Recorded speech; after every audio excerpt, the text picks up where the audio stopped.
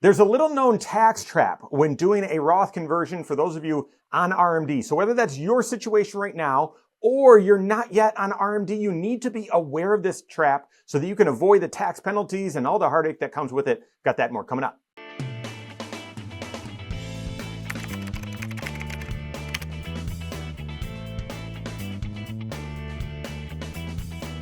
My name is Mike Bernardo, the host of the Wise Money Show. I'm also one of the certified financial planners right here at Korhorn Financial Group. Make sure you hit that subscribe button, turn on notifications, and smash that thumbs up button. Roth conversions can make a ton of sense. It's a very potent strategy for you to shift dollars from growing tax deferred, where you're going to have to pay tax on it out there in the future, to when the time's right, when you're in a low tax bracket or the market's low or several different reasons, you shift those dollars from pre-tax over to the Roth via a Roth conversion. It's taxable that year, but then those dollars are growing on the tax-free side of your wealth and won't be taxed out there in the future. So can make a ton of sense during your career as well as early in retirement, but even later in retirement, even when you're past your required beginning date. That's right. You're taking your required minimum distributions.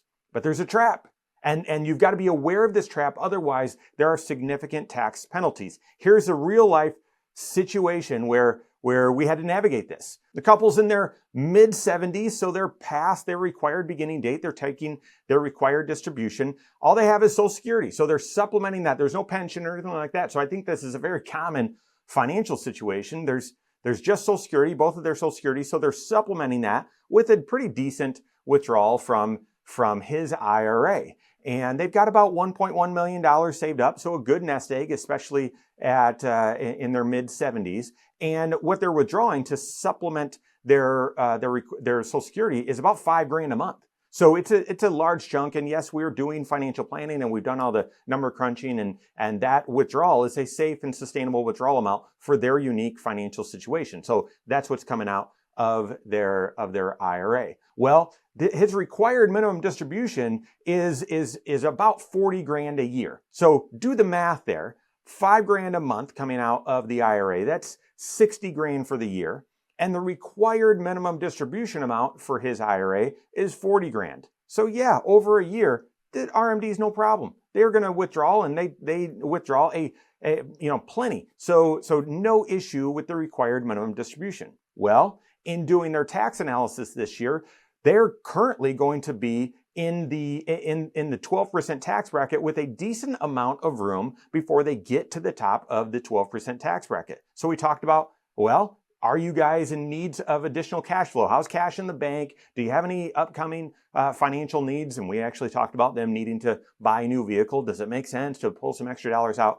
And when ultimately we got down to them saying, yeah, no, cash is great. We've got plenty in the bank, and yeah, we might get a new car. We don't really need one right now. And we had a long discussion about them. They said, I don't think that's in the near term, maybe out there in the future. So we talked about being opportunistic and filling up that 12% tax bracket via a Roth conversion. A 12% tax bracket that just got a little bit bigger for them because they qualify for the new senior deduction. So they're going to be getting an extra $12,000 deduction this year, which means more potential Roth conversion. Well, here's the situation.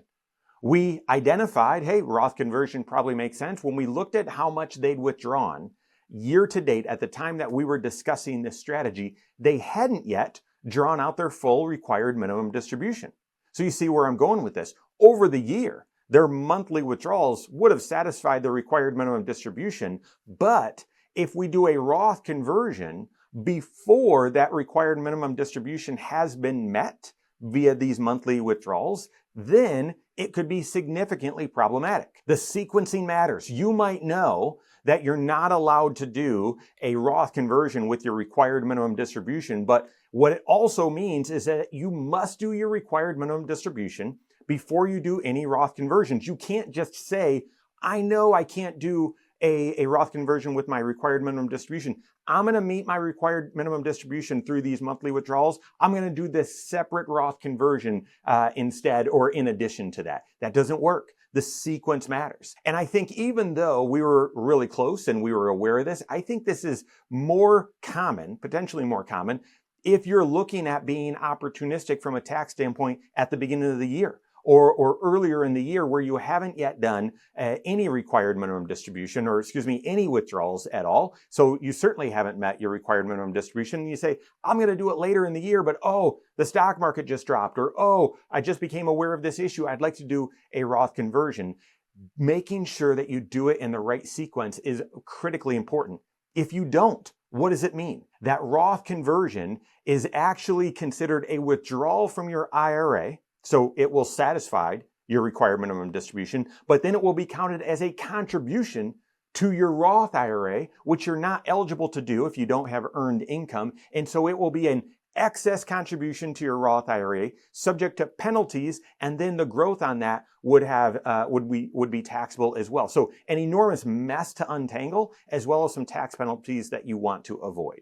Now, just to take it one step further, I want to show you an example here, because even if you have multiple IRAs, this still matters. The sequence still matters. That if you have multiple IRAs, you know that this is one of the ways that the IRS views all IRAs as one IRA, right? When it comes to required minimum distribution. So taking this example, if you've got 3 different IRAs, one with $100,000, one with $300,000, one with $450,000, they're each going to have their own required minimum distribution amount that's calculated there. You can see in the example.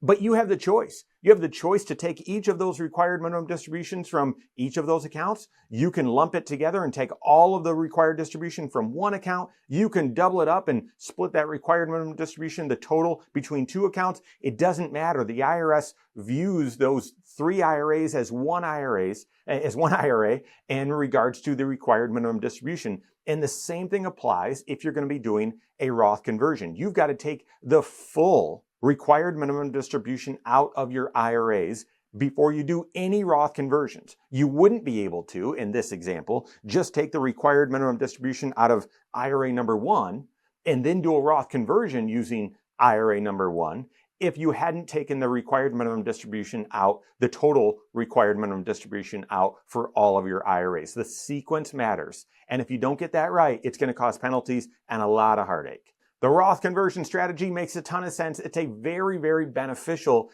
tax planning strategy when it makes sense. Be aware of tax traps like this one when it comes to required minimum distribution so that you avoid those taxes and penalties. Work with your certified financial planner on that. If you don't have a CFP on your team, you can contact one on my team. Find us online, Korhorn.com. That's Korhorn with K. WiseMoneyShow.com. You can find us there as well. Or give us a call, 574-247-5898.